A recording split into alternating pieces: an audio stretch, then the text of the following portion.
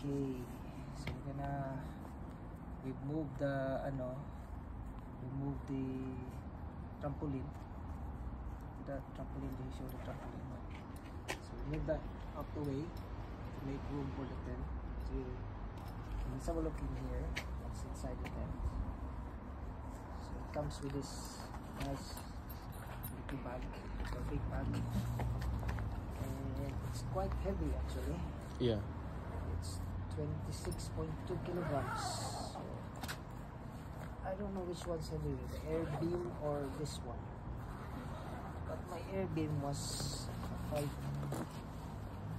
seater, 5 man. And